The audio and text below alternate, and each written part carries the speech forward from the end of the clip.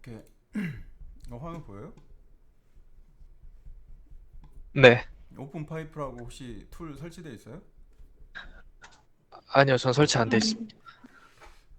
여기 보면 그 수업 시간에 썼던 이제 TD 글로벌이랄지 아니 TD 파일 캐시 메가스캔 툴이 지금 여기 올라와 있는데 여기 보면 이게 퍼블릭으로 돼 있어서 누구나 액세스 할 수 있게 돼 있고 여기 보면 설치하는 방법이나 여기 설치하는 방법이 있고 있으니까 어 링크를 줄 테니까 설치를 해보고 만약에 뭐 안 되는 게 있으면 질문을 해요. 여기 보면 그리고 후디니 101에 보면 여기 파일이 나는 이거를 퍼블릭으로 해놓은 것 같은데 이게 퍼블릭이 안 됐더라고. 이게 오픈된 지 일주일밖에 안 됐어요 이게. 나는 이게 오픈됐다고 생각했는데 이 상위 카테고리가 프라이빗으로 돼 있더라고. 그래서 아마 이거는 일주일 전부터 이게 보였을 거야 아마. 나는 다 파일을 가지고 있는 줄 알았더니 아니더라고 보니까. 근데 지금은 보일 거예요. 다 보이죠 이거. 네. 이 어드레스 가면 그냥 보일 거예요 이게. 보일 거니까 확인하면 되고.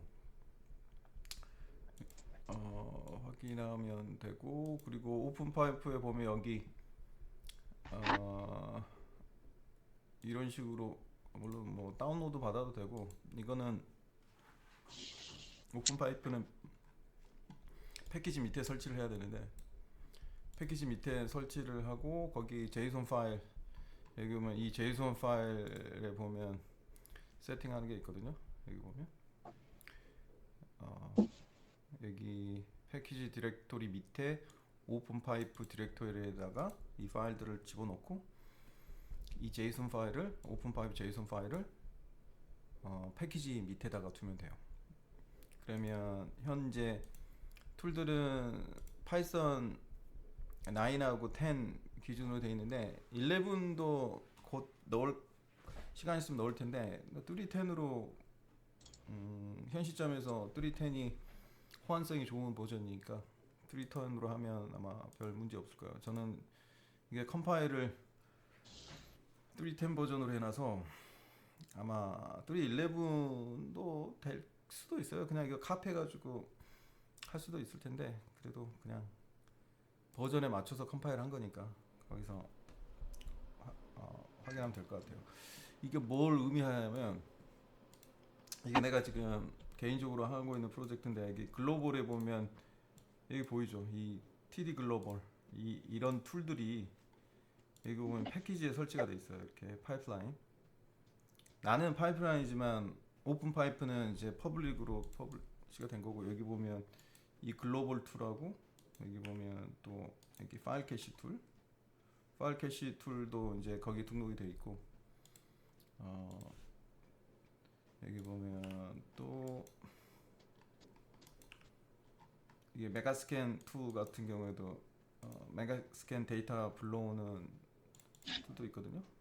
이렇게 메가스캔 데이터 이것도 지금 버전이 지금 1.5까지 되어 있긴 하는데 현 시점에서 아마 메가스캔 툴은 내가 생각하기로 버전 메가스캔 1.4일 거예요. 아, 앞으로 1.5도 올릴 텐데 아마 메가스캔 툴도 있고 아마 있으니까 써보고 써보고 뭐가 문제가 있으면 뭐 어, 뭐랄까 질문하면 되니까 일단은 툴을 설치를 해보세요. 만약에 툴이 설치가 안 되면 안 되는지 왜 안 되는지 질문하면 질문하시고 그래서 오늘은 이제 렌더링 파이프라인하고 그러니까 캐싱 데이터 파이프라인에서 설명을 하고 좀 애니메이션 파이프라인을 설명을 할게요. 그러니까 애니메이션 파이프라인에서 설명을 할 건데 일단 이 앞 시간에 뭐 라이팅 하는 것도 약간 언급을 한 것 같은데 그리고 레시피에 대해서도 설명을 할 거예요. 레시피는 일단 빨리 설명하는 게 좋을 것 같으니까 레시피가 뭐냐면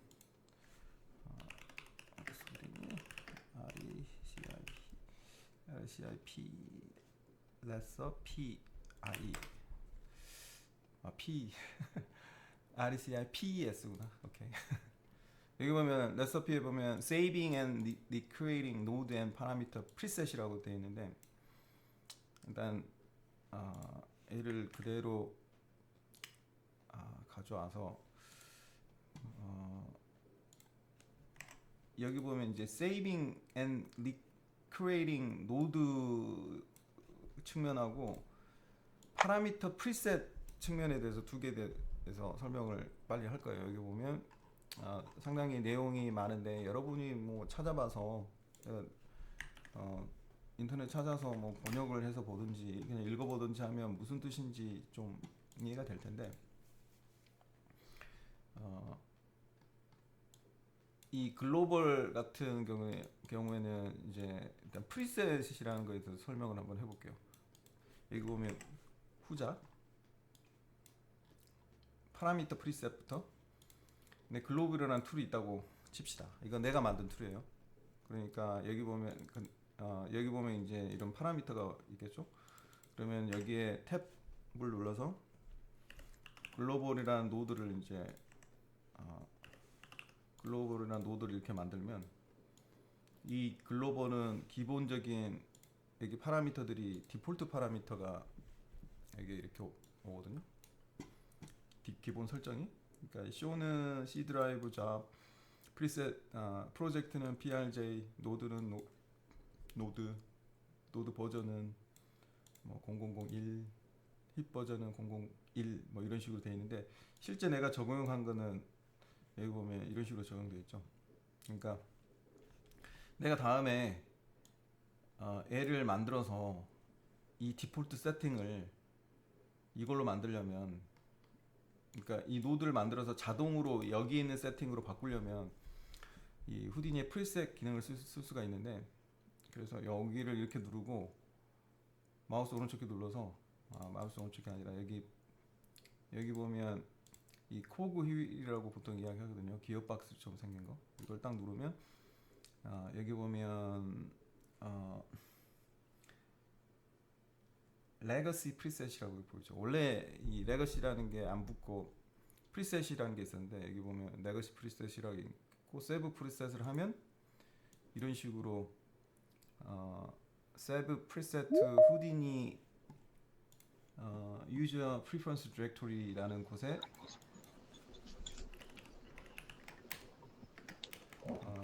이게 테스트 프리셋이라고 합시다. 테스트 글로벌 프리셋이라고 합시다. 여기를 이름을 하고 이게 레거시니까 옛날 거죠. 세브 프리셋을 하면 얘를 새로운 노드를 만들었을 때 이 노드를 다시 누르면 여기 보면 테스트 글로 여기 레거시 프리셋에 보면 테스트 글로벌 프리셋이라는 게 있어요. 생겼죠? 이걸 누르면 이제 세팅이 바뀐다는 거지. 이거는 이제 옛날부터 썼던 그래서 레거시라고 여기 붙었으니까 얘는 이제 앞으로 없어질 거란 말이에요. 근데 기존에 있던 프리셋을 내가 설명하려고 이거를 언급한 거고 이게 없어질 거고 요즘은 이제 어떻게 바뀌었냐 마우스 오른쪽 누르고 이거를 레시피라는 레시피에 S가 붙어 있으니까 레시피 뭐 복수로 발음을 해야겠죠. 여기 보면 save selected items as tool이라는 게 있고 save node preset이라는 거 있죠. 내가 아까 여기 설명했을 때 후자에 대해서 내가 설명한다고 했으니까 파라미터 프리셋 그러니까 두 개 기능이 있단 말이에요. saving, recreating node가 있고 파라미터 프리셋이 있고 지금 여기에 레시피 노드를 마우스 오른쪽 키 눌러서 레시피를 놓고 여기 보면 save node preset이라고 있는데 이걸 누르면 현재 이 파라미터 현재 파라미터에 있는 모든 세팅이 이런 식으로 이 네임은 이거고 value가 이거다라고 초기 값에서 이 변화된 값이 이렇게 나와요. 이게 보이죠? 이 파라미터 네임은 이건데 특이할 점은 이게 job dir은 p 프로젝트로 변하고 project prj는 beach wave고 노드는 마스터라고 그러고 버전은 변함없이 이게 지금 하이라이트가 돼 있는 애들이 이제 디폴트 값에서 새로운 값으로 지금 변한 애들이란 말이에요. 그래서 여기 보면 왜 카메라를 안 켜고 수업에 들어오면 반드시 카메라를 켜라고 그러는 것 같은데 아무튼 노드 여기 보면 또 힙 버전 같은 경우는 013이고 세브 파일은 뭐 특별한 건 아니니까 오케이 이런 식으로 칩시다. 그러니까 이 데이터를 이제 저장을 하는 거예요. 그래서 프리셋 타이틀이라고 돼 있는 게 있는데 그 여기 쇼에 보면 이제 only spare 아니면 only non default only checked라고 돼 있는데 이거는 이제 데이터가 값이 변화된 애들만 그러니까 only non default 그러니까 only checked changed checked 이렇게 할 수도 있고 그냥 디폴트로 all 여기다가 내가 이거는 비치 웨이브라고 프로젝트 프리셋 이름을 이걸로 합시다. 그러면 비치 웨이브에 관련된 것만 항상 부를 수 있으니까 그 show for global object node라고 되어 있는데 여기 보면 글로벌 오브젝트 노드에서만 이게 글로벌 오브젝트 노드만 보이게 하는 거고 save to 얘가 중요한데 user preference directory 같은 경우는 뭐냐면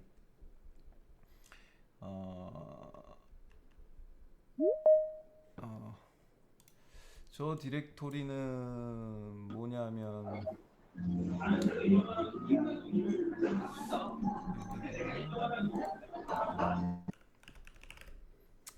후딘에서 hconfig라고 타이핑을 하면 여기 후딘이 유저 프리퍼런스 디렉토리가 있거든요. 얘를 의미해요. 후딘이 유저 프리퍼런스 디렉토리 j후 그래서 그게 여기 보면 유저 프리퍼런스가 그거고 여기 보면 store with global asset global asset에다가 로컬로 저장한다는 뜻이고 여기 보면 hip 해가지고 OTLS 디렉토리 이거는 이제 후딘 파일 디렉토리 밑에다가 저장한다는 거고 여기 보면 job 밑에 OTLS 디렉토리에 저장한다는 건데 여기서 이제 한번 텍스포트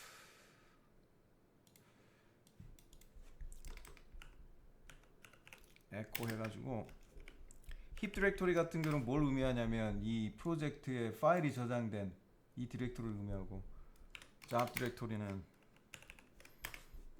이 프로젝트의 비치 웨이브라는 프로젝트를 의미해요. 그래서 이거 같은 경우는 이 프로젝트에서 쓸 거기 때문에 나 같은 경우는 job OTLS 디렉토리에다가 하는 게 낫다고 생각해요.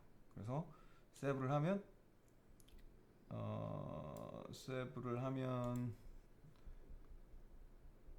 가만 있어봐. 세브를 하면 이제 세브를 했어요. 그러면 여기 글로벌 하나 만들고 그러면 그런 다음에 마우스 오른쪽 키 눌러서 레시피에 보면 비치 웨이브가 만들어졌죠. 비치 웨이브를 선택하면 얘가 바뀌는 거예요. 아까 코그 위에서 하는 거는 옛날에 썼던 옛날 방식이고 지금은 이런 식으로 한다. 그리고 여기 보면 윈도우즈에 보면 레시피 매니저라고 있거든요. 레시피 매니저 내가 특별하게 많이 만들진 않아서 여기 보면 이런 식으로 비치 웨이브 방금 전에 내가 저장했던 프리셋이 이런 식으로 돼 있어요. 보이죠? 이거는 내가 프로젝트에다가는 만드는 게 없고 이거는 후딘이 디폴트 레시피고 얘는 방금 전에 내가 만든 이 P 프로젝트 밑에 비치 웨이브 밑에 OTLS의 레시피 S 그러니까 레시피 HDA라는 파일에 얘가 저장이 되는 거예요. 이런 식으로. 그래서 이렇게 사용하면 되고 자 그럼 하나 더 봅시다. 내가 여기 만약에 이제 비치 웨이브 지오메트리라는 애가 있는데 여기 보면 이게 뭐냐면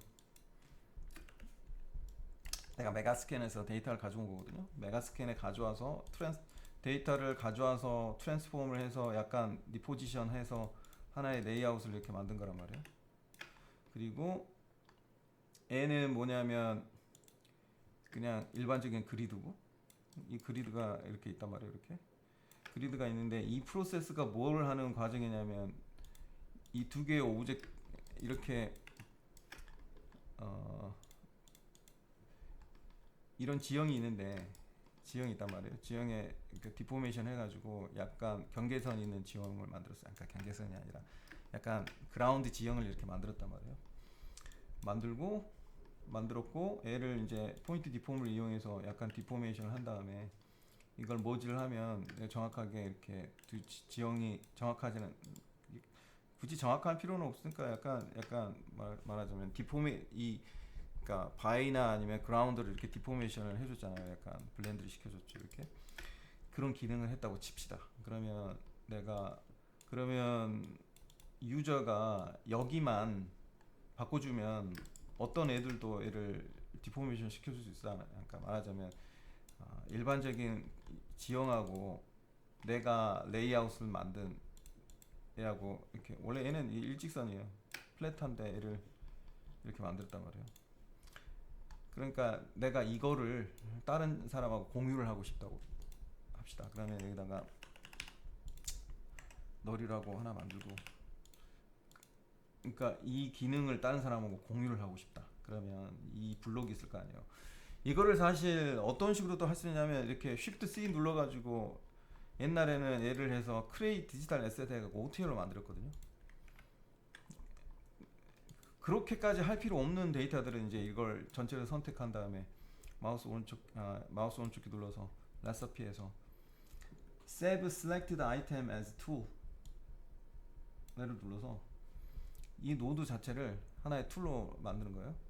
그래서 여기 보면 현재 앵커 노드가 카피 툴라고 되어 있는데 앵커 노드를 머지 툴로 해서 현재 디스플레이가 되는 거. 그러니까 디스플레이 플래그가 플래그를 여기다가 위치하게 해주고 레시피 타이틀을 이게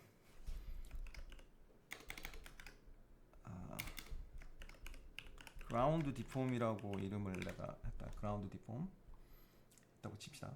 그러면 여기 보면 나 같은 경우는 Show Advanced 옵션을 켜가지고 여기 보면 레시피 job OTL 디렉토리에 저장이 되고 save to 여기다가 저장을 해야지 아까 레시피 매니저에서 관리하기 좋겠죠. 인터널 네임을 나는 여기다가 지금 유저 아이디를 자동으로 집어넣어놨는데 나는 이렇게 하기 싫고 이것도 이름도 별로 그라운드 디폼 이런 식으로 약간 그라운드 디폼?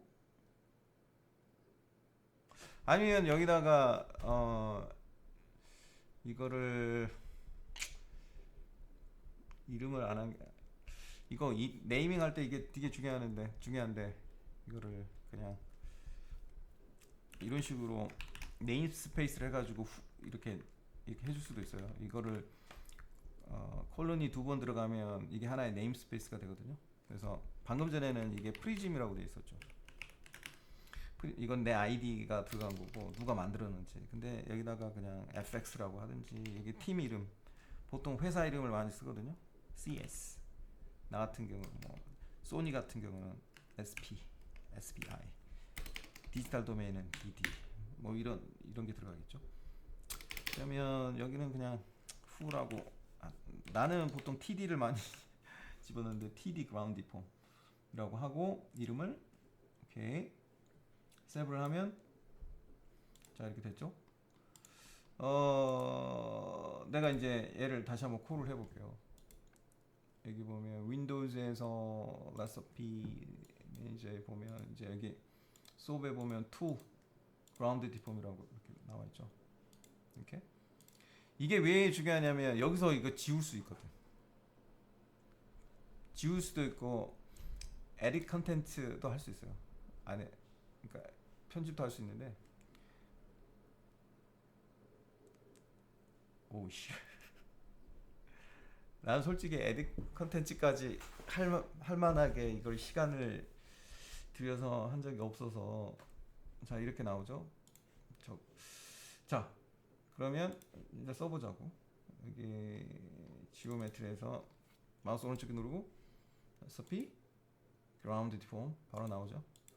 하면 바로 이런 식으로 나온다고. 근데 문제는 이 드래그가 안 돼. 그러니까 보통 이렇게 전체가 선택한 상태로 돼 있어야지 이 드래그를 한 방에 할 수 있는데 노드가 이렇게 중첩돼 버리면 되게 하나씩 선택해야 돼서 좀 문제가 좀 생기더라고요. 그러니까 그거 조심해야 돼요. 그러니까 만들 때 이런 데서 좀 이렇게 좀 그래서 아까 보면 내가 앵커 포인트를 머지 트루 했죠. 그게 얘가 마우스로 이렇게 생성을 했을 때 이 중심이 되는 게 앵커 포인트란 뜻이에요. 이게. 그러니까 내 생각에는 가운데다 해도 될 것 같아. 가운데 노드에다가 그게 앵커가 되는 거니까.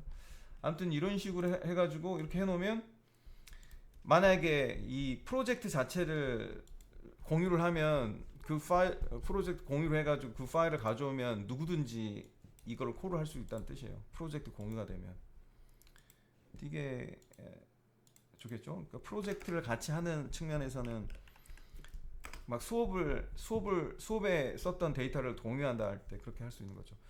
그래서 여기 보면 현재 저게 지금 어디가 있냐면 여기 있죠 지금. 여기 이렇게 돼 있어요. 응?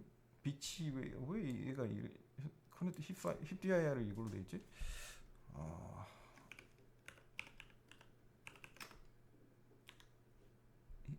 What? 이거 뭐야 이거? P 드라이브 맞는데 아무튼 여기 보면 이 파일 있죠? 비치웨이브 OTLS 밑에 라서피 이 여기에 지금 데이터가 저장되는 거예요. 아니다. 여기도 있네. P 드라이브 프로젝트 비치웨이브 OTLS 레시피 커런트 파일 이런 식으로 확인하면 돼요.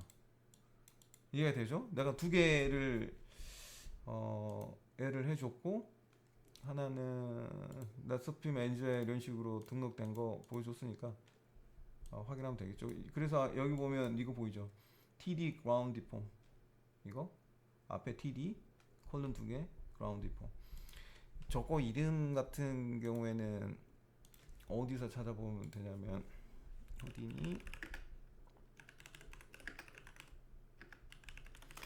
후디니 디지털 아셋 버전 앤 네임스페이스라는 카테고리가 있거든요. 여기 보면 네임스페이스에 보면 여기 이렇게 되어 있어요. 여기 보면 이름 지을 때 my asset 콜론 두 개 to 이런 식으로 버전을 이렇게 할 수도 있고 my asset 뭐 이런 식으로 그러니까 여기 보면 namespace, node name, 버전 이게 기본 포맷이거든요. 그 다음에 여러분이 툴을 만들어서 네이밍 할 때 이런 식으로 한다. 그래서 여기 보면 여기 보면 이름 자체가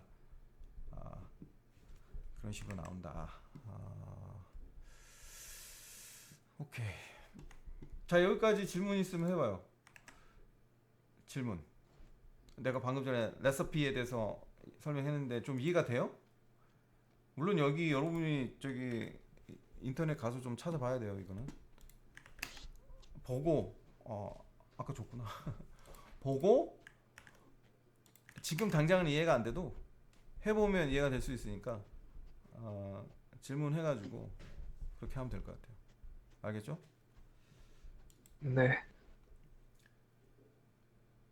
그렇게 하고 그리고 내가 지금 이거는 지금 내가 비치 웨이브라는 프로젝트를 지금 프로젝트를 이거는 거의 1년 전에 한 건데 다시 꺼내 가지고 지금 뭘 하고 있냐면 그 후디니에서 새로 그러니까 칼마 렌더링 셋업을 지금 하고 있는데 시뮬레이션도 다시 하고 있고 어 이거 같은 경우에는 글로벌이라는 이 툴에 여기 보면 베리어블 세팅이라고 있는데 에셋, 지오, 베이크, 렌더, 뭐 메가스캔 뭐 이런 식으로 변수 설정한 게 있는데 이게 현재 데이터 스트럭처가 어떤 식으로 돼 있냐면 데이터 스트럭처 여러분이 렌더링 할 때 가장 중요한 거는 데이터를 어디다 저장하고 어떻게 하느냐 그게 중요한데 그래서 지금 현재 P 드라이브의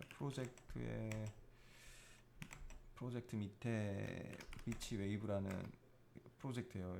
얘가 뭐냐면 잡 디렉토리가 실제 이 디렉토리거든요. 이게 여기 보면 현재 asset 디렉토리, geo 디렉토리, OTLS, 렌더, 스크립트 뭐 이렇게 있는데 여기 OTLS에 보면 방금 전에 만든 SOP가 이렇게 있어요. 방금 전에 만들었으니까 이 툴에서. 그래서 이 경우에는 내가 여러분한테 이 비치 웨이브라는 프로젝트를 공유를 하면 이게 자동으로 다 파일을 오픈을 하면 이게 다 동일한 경로에서 존재하게 돼요. 왜? 이 잡이라는 디렉토리가 곧 A를 의미하니까 내가 이거를 git 같은 버전 컨트롤 시스템에 공유를 하면 똑같이 이게 되는 거죠. 그리고 여기 보면 이 지오메트리라는 디렉토리에는 뭐가 있냐면 이런 식으로 내가 시뮬레이션한 캐시들이 이렇게 있거든요. 시뮬레이션 캐시들이 있는데 내가 향후에 내가 지금 이 디렉토리 스트럭처에 대해서 설명을 하고 있는데 이거 왜 해야 되냐면 데이터 후디니 같은 경우는 데이터를 만들고 데이터를 관리하고 컨트롤하는 것도 되게 중요한 일이기 때문에 지금 설명을 해주는데 이렇게 디렉토리 스트럭처가 있고 여러분 만약에 프로젝트가 끝나서 데이터를 백업한다고 했을 때 이 지오메트리에 있는 데이터는 다 지워도 된다고 생각하면 돼요. 쉽게 그냥 지우면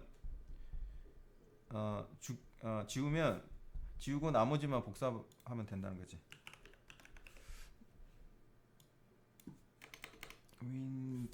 그래서 WinDIR stat이라는 프로그램으로 내가 만약에 여기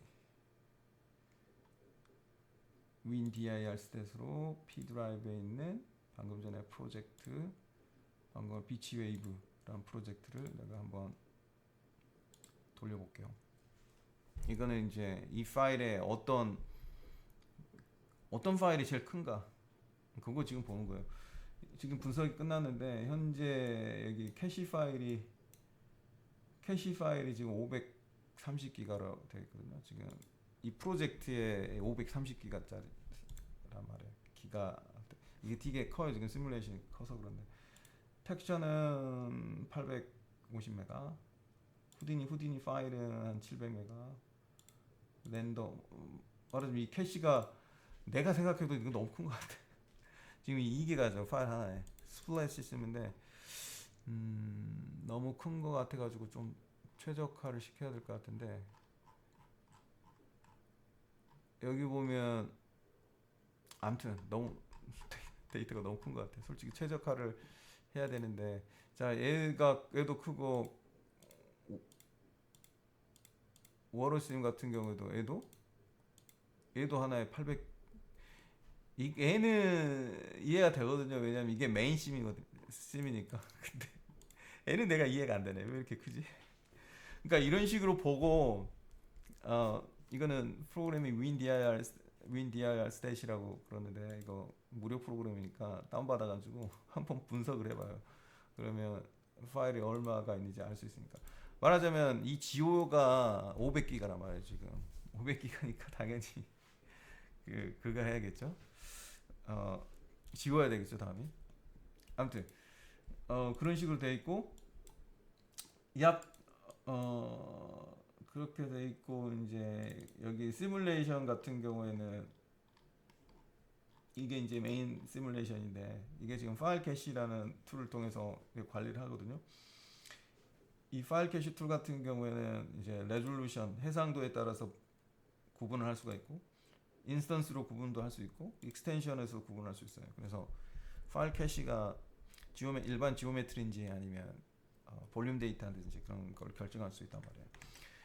그래서 내가 하는 말이 여기에 그 오픈 파이프에 지금 툴 중에 이 파일 캐시라는 툴이 그거를 컨트롤하는 거니까 물론 제가 최신 버전은 아니에요. 지금 내가 최신 버전 맞네. 1.16이니까 얘 버전이랑 똑같은 거란 말이에요. 그러니까 이렇게 돼 있고 얘는 이제 빌드 업데이트 랍을 누르면 자동으로 이 여기서의 노드를 자동으로 만들어 주거든요. 그러니까 거기에 있는 버전이랄지 이름 경로로 자동으로 이렇게 캐싱이 되게 돼 있어요. 그리고 데드라인 통해서 시뮬레이션이 되게 해놨고 이것도 데드라인 같은 경우에도 데드라인도 여기 마우스 오른쪽 키 눌러가지고 레시피에 보면 내가 다른 데다 만들어놨구나. 이 데드라인 같은 경우도 얘 같은 경우는 이게 시뮬레이션 세팅이거든요. 시뮬레이션 세팅이고 이거는 캐시 베이킹 셋업이거든요. 약간 틀려요 노드가. 그래서 얘 같은 경우는 마우스 오른쪽 키 눌러서 레시피 세브 노드 프리셋 해가지고 여기 보면 이제 시뮬레이션이라고 하고 여기 보면 드라이버 데드라인 네임스페이스가 되게 크네. 데드라인 시뮬레이션 이렇게 했다고 칩시다. 네. 그리고 얘는 아까 뭐라 그랬어요? 마우스 오른쪽 키 save recipe save node preset 이거 geometry bake 캐싱 하면 얘도 deadline 이렇게 칩시다. accept 하면 만약에 내가 이거 데드라인이 이렇게 있어. 근데 연결을 했어. 그럼 얘는 세팅 이거야. 마우스 오른쪽 키 눌러서 얘는 시뮬레이션 세팅이야. 아니면 얘는 지오메트리 캐싱 세팅이야. 이렇게 할 수 있겠죠? 레시피를 그때 사용할 수 있단 말이에요. 그러니까 노드마다 다 스페이스가 달라서 이런 식으로 사용하면 돼요. 이해가 되죠? 자, 혹시 질문 있으면요. 내가 레시피 세팅하는 거하고 거기에 대해서 했는데 내 생각에는 그냥 집에서 좀 해보는 게 좋을 것 같아요. 테스트로. 그리고 간단하게 지금 내가 테스트 하는 거를 보여주면 내가 지금 뭐를 테스트를 하고 있냐면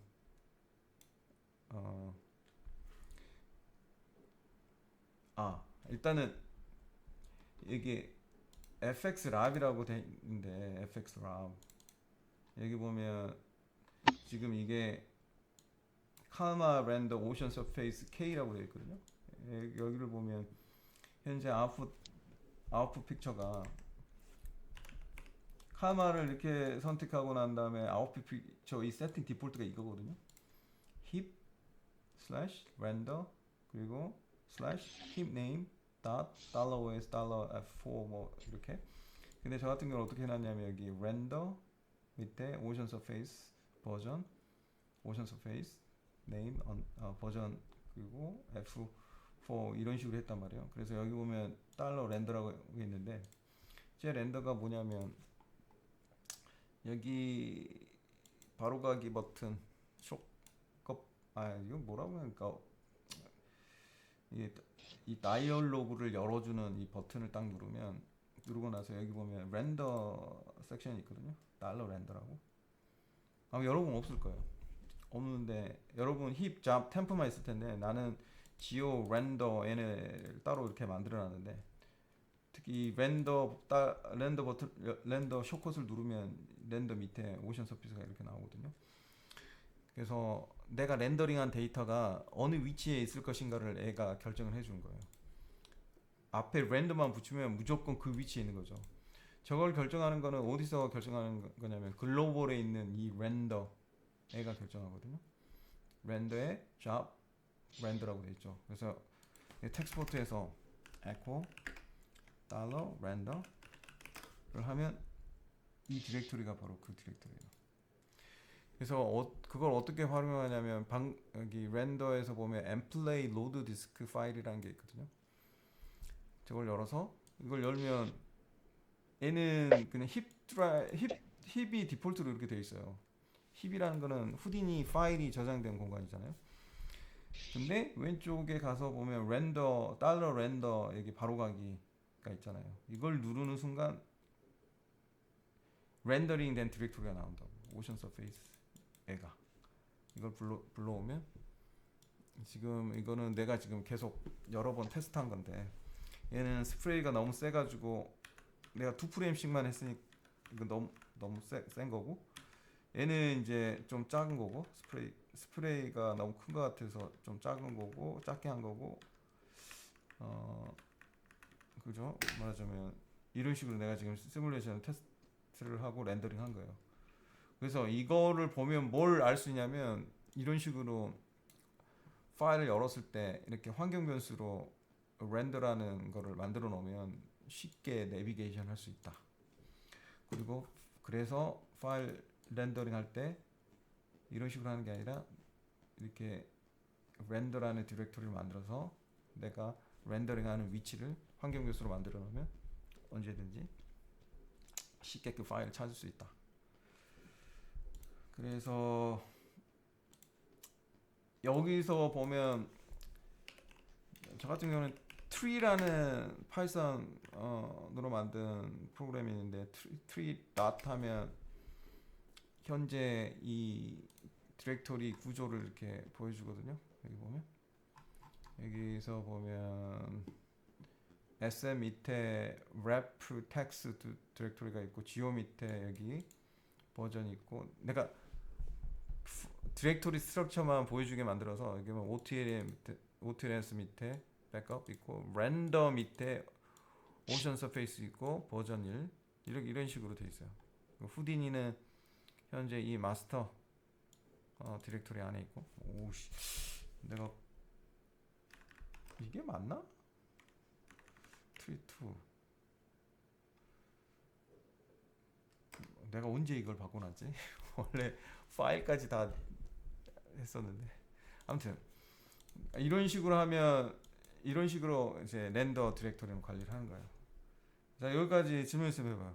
지금 내가 뭐 칼마 렌더가 어떻게 나오고 그런 걸 보여주려고 하는 게 아니라 전체적인 데이터 그 환경 변수를 써서 위치를 내가 어디인지 확인하는 게 중요하고 항상 그 정점이 되는 이 디렉토리는 달러 잡 디렉토리다 이거다.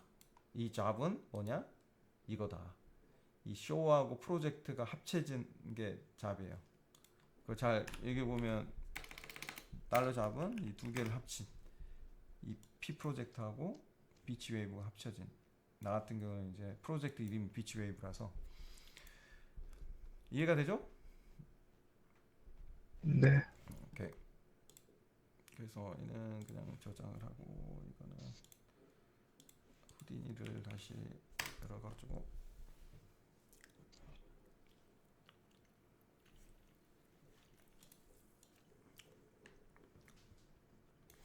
그 렌더링 잘못하면 이렇게도 나와요.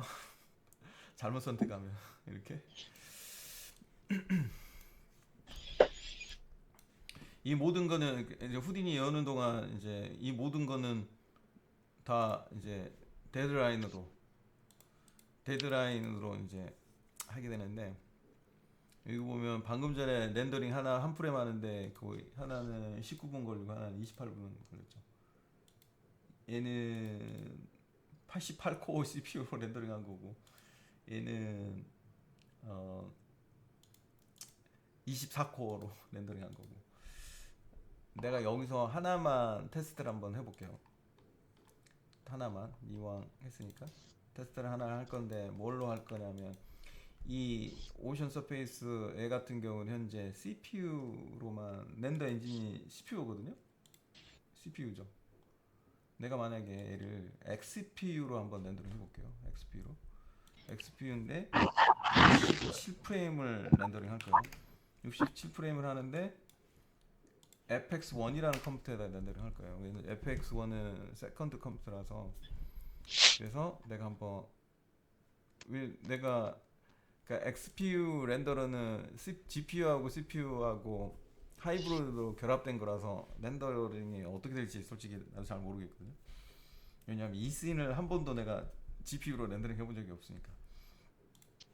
그러니까 한번 렌더링 되는 거 보고 이왕 같이 하는 거니까 결과를 한번 보자고요. 지금 렌더링 떴죠? 지금 FX1이라는 컴퓨터에다가 어사인 됐는데 이 FX1은 어떤 컴퓨터냐면 GPU가 3090이에요. GPU가 3090이고 CPU는 88개, 88코어. 여기 보면 이렇게 나오죠. 근데 여기 보면 마이크로소프트 리모트 디스플레이 어댑터로 나오는데 사실은 3090이에요. 여기 보이죠? 이거 3090 이런 식으로. 아무튼 렌더링 하나 걸어놨으니까 어떻게 하는 거 보고 후디니가 떴으니까 한번 또 봅시다. 내가 라이트 세팅이나 뭐 그런 거에 대해서는 되게 여러 번 중복해서 이야기를 했었는데 애니메이션 관련해 가지고는 별로 말을 한 적이 없는데 내가 수업을 마무리할 때는 이제 어트리뷰트에 대해서 설명을 한다고 했잖아요. 어트리뷰트를 설명하면서 이제 애니메이션 같은 것도 설명할 텐데 설명할 거예요. 내가 일단은 컨트롤 키를 누른 상태에서 이 샤프트의 이 박스를 스피어를 클릭을 할게요. 그러면 자동으로 원점에 위치하는 스피어를 만들어 주거든요. 그냥 스피어를 누르면 내가 원하는 위치에다가 그냥 위치시킬 수 있어요. 근데 컨트롤 키를 누르면 항상 원점에다 만들어져요. 자, 이렇게 됐다고 했을 때 보통은 기본적으로 이제 얘가 우리가 이거 같은 경우는 로테이션, 이 핸들이 이렇게 나타나잖아요.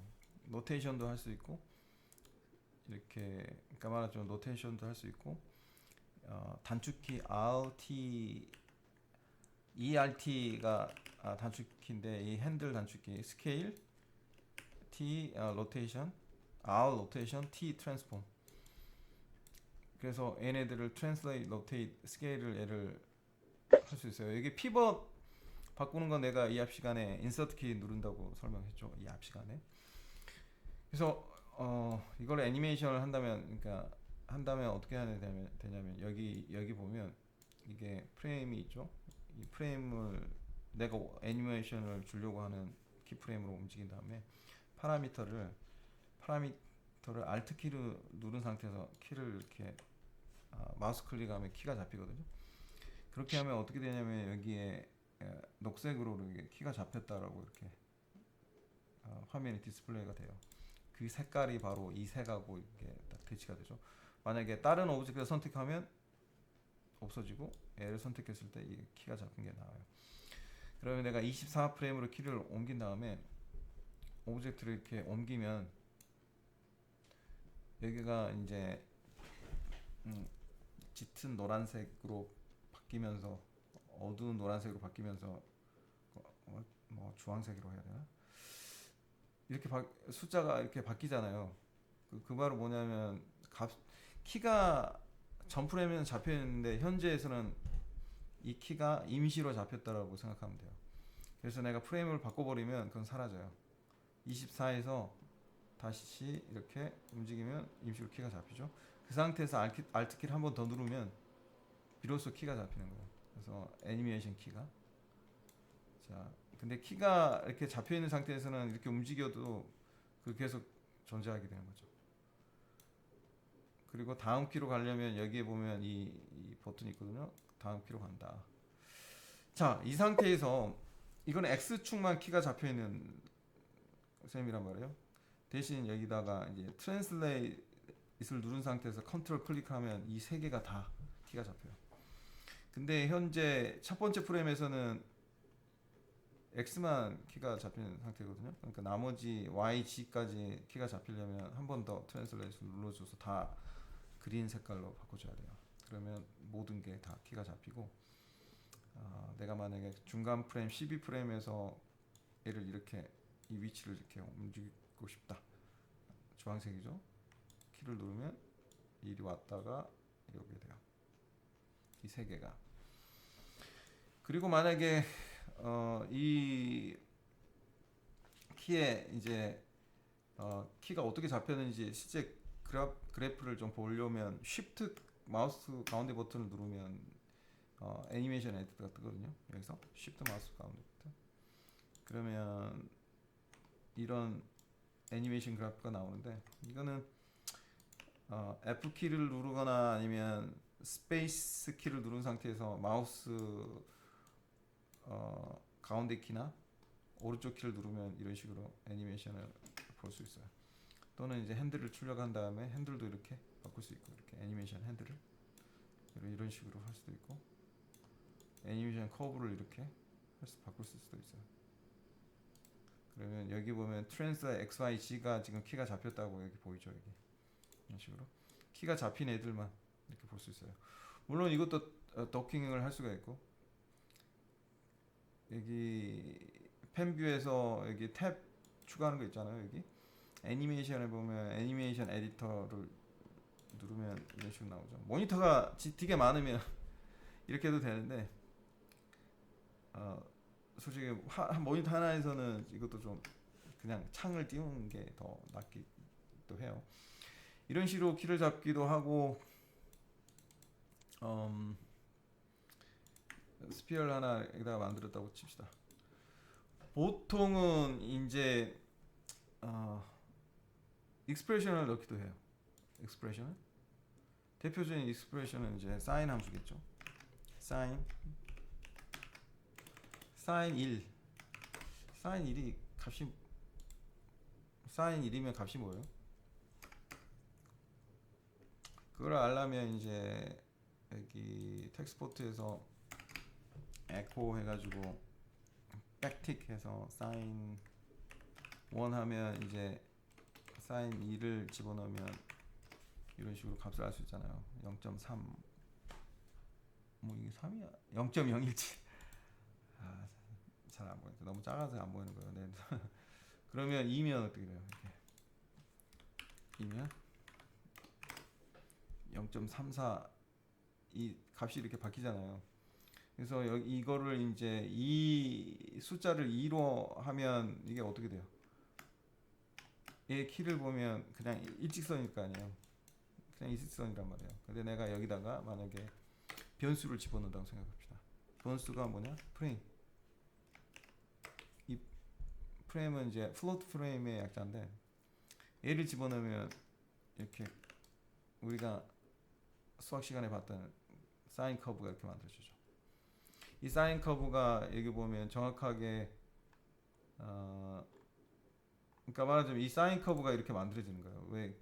그래서 얘는 애니메이션 시키면 계속 0과 마이너스 1은 왔다 갔다 하는 거예요. 이렇게. 왜?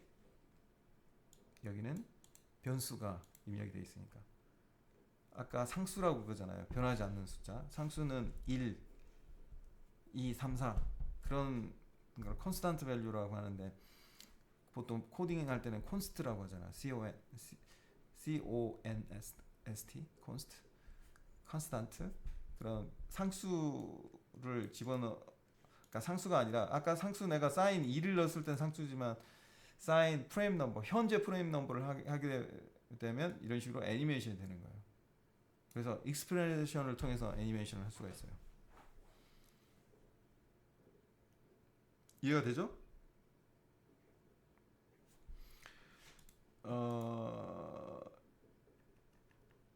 이거는 좀 쉽게 이해를 했을 텐데 오케이. 키 잡는 거는 내 유튜브 영상에도 아마 애니메이션 키 잡는 거 있을 거예요. 그걸로 좀 연습해도 되고 보통 거의 익스프레션으로 되게 많이 하는데 익스프레션으로 한번 해봅시다. 익스프레션 한번 써봅시다. 라이트를 해가지고 여기다가 포인트 라이트 하나 만들어 볼까? 자, 여기가 라이트가 있다고 칩시다. 이렇게 라이트 있어. 라이트 있는데 라이트는 애 같은 경우는 이제 보통 인텐서티로 이렇게 컨트롤해도 되고, 이렇게 뭐게 라이트는 인텐서티로 이렇게 표현해도 되잖아요. 이렇게. 그러면 이 인텐서티가 우리가 애니메이션 시킬 수 있을 거 아니에요. 그러니까 이거를 만약에 1프레임부터 90프레임까지 부드럽게 이렇게 그 밝아지게 하려면 어떻게 하면 되냐면 1부터 그 만약에 레드 컬러라고 칩시다. 1일 때 1프레임에서 0, 이제 90프레임까지 가서 90프레임에서는 한 3 해가지고 키를 잡고 마우스 가운데 버튼 누르면 이 키가 생길 거 아니에요. 그렇죠? 0부터 3까지 애니메이션이 잡혔잖아요. 이렇게. 물론 얘 커브 같은 경우도 이런 식으로 이제 바꿔줄 수가 있겠죠. 프레임이 90프레임을 갈 때 가장 갑자기 이렇게 밝게 되게 만들 수도 있고, 아니면 그 커브 자체를 급하게 처음부터 이렇게 밝아서 커브를 이렇게 바이어스라고 보통 이야기하잖아요. 중심에서 직선이 아니라 약간 초반에 값이 급격하게 커지고 점점 끝프레임을 갔을 때 그 변화가 작아지는 여러 가지 커브가 있겠죠.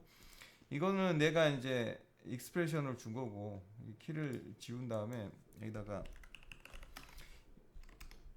스무드라는 펑션을 쓸 수도 있거든요. 스무드만 집어넣으면 이거는 작동을 안 하는데, 여기다가 스무드라는 커맨드를 주고 오픈 브라켓, 브라켓을 라운드 브라켓이라고 하잖아요. 라운드 브라켓을 하고 거기 보면 이제 float value, float minimum number, float maximum number라고 이렇게 되어 있죠. 스무드를 프레임 FF라고 하고, 프레임 FF는 현재 변화하는 이제 변수를 집어넣고 1부터 90프레임까지 이렇게 했다고 칩시다.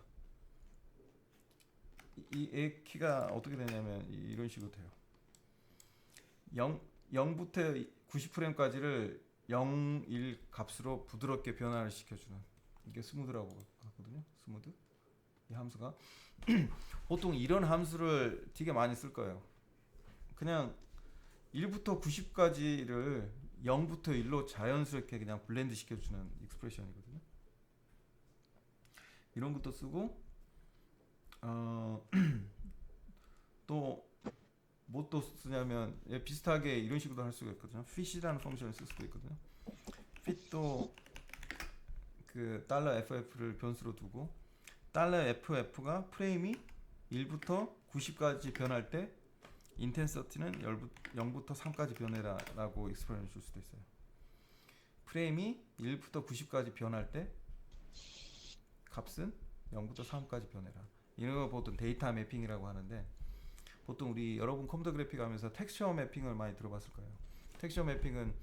텍스처는 뭐 픽셀이 뭐 1000바이 1000도 있을 테고 2000바이 2000도 있을 텐데, 그 2000바이 2000 또는 3000바이 3000의 텍스처 사이즈를 UV 좌표계는 0, 1까지가 데이터 값의 변이잖아요. 그러니까 그런 거 텍스처를 우리가 UV 스페이스로 매핑 한다고 해서 텍스처 매핑이라고 보통 이야기 하잖아요.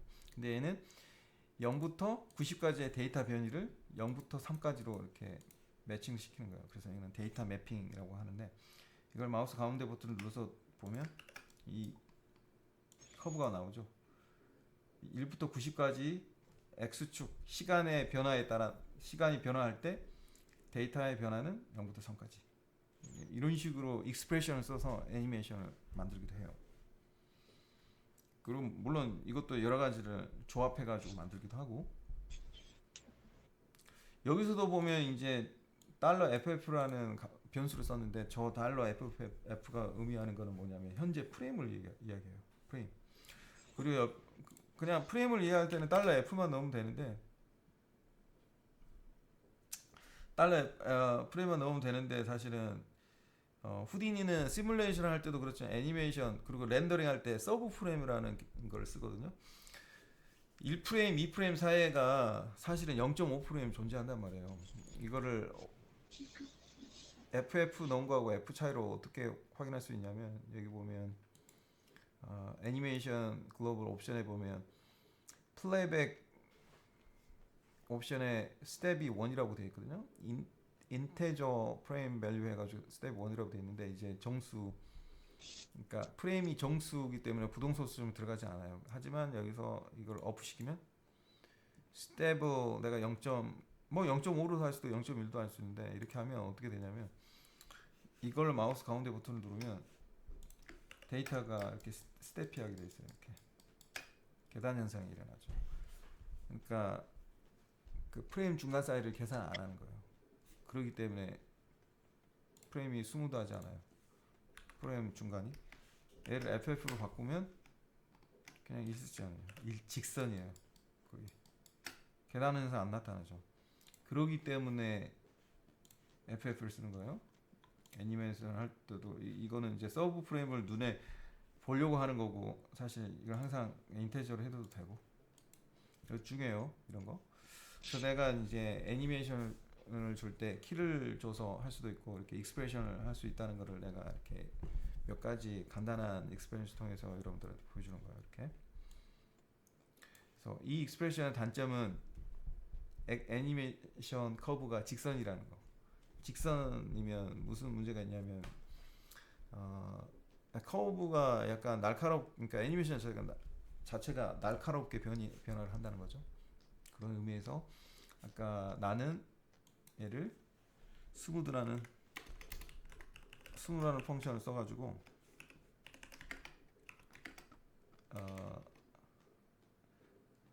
아까하고 똑같이 하려면 1부터 90까지 프레임인데 곱하기 3을 하면 되겠죠. 그죠? 왜냐면 스무드라는 펑션은 0부터 1까지만 출력을 하는데 곱하기 3을 하면 0부터 3까지 곱하기 3이 되잖아요. 그러니까 이 경우에 이런 식으로 되는 거예요. 커브가 부드럽게 블렌드가 되는 거죠. 이해가 되죠? 이렇게 애니메이션 할 수 있다는 거. 자, 그럼 네. 여기까지 질문 있으면 해요. 아무거나 괜찮으니까.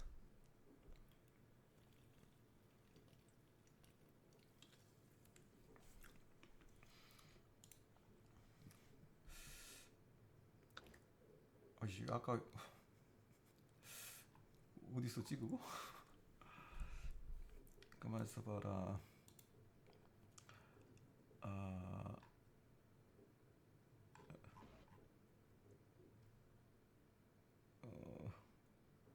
어디 되게 많아가지고 진짜 서밋 데이터가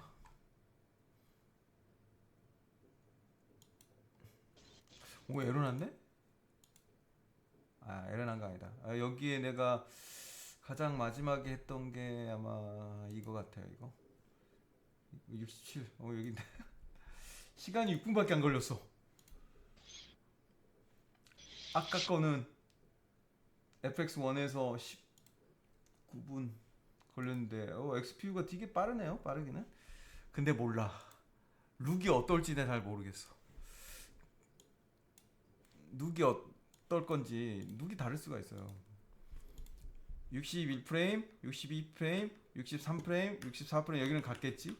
64, 얘도 같겠지? 7 그럼 그렇지. GPU가 제대로 지원을 안 했네. 그러니까 지금 현재 GPU 그러니까 후디니 XPU 렌더러가 완벽하게 지원을 안 한 똑같은 쉐이더 똑같은 상황이었을 때 여기서 이렇게 나온다. 약간 카메라도 뭐야? 카메라도 틀리네? 뭐 이런 지금 67에서 66에서 67 가는데 왜 얘가 올라오지? 아무튼 웃기네요. 오케이. 이런 상황이다.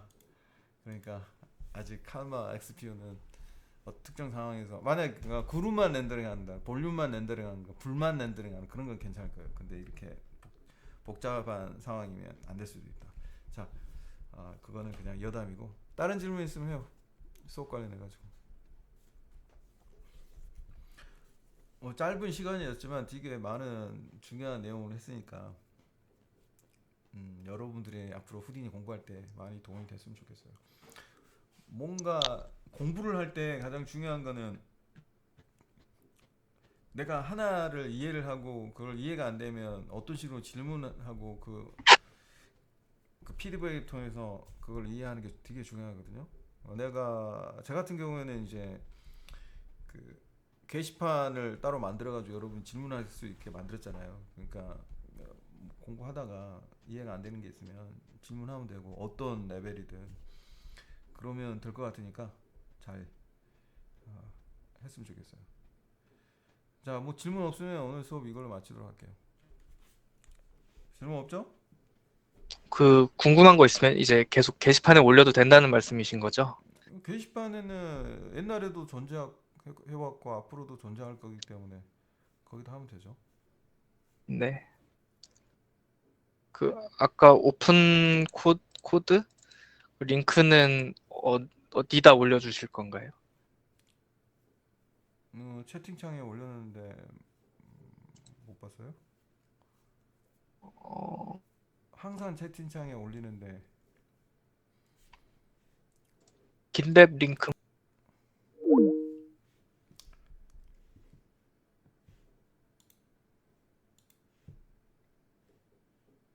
GitHub 들어가면. 깃허브에 있나요? 내가 지금 채팅창에 올려줬는데 안 보여요? 네. 네, 한번 찾아볼게요. 여기 네. 있잖아요. 여기 채팅창 여기 있잖아요. 채팅창 안 보여요? 여기 오른쪽에? 맨 첫 번째 링크가 오픈파이프 링크. 네네네.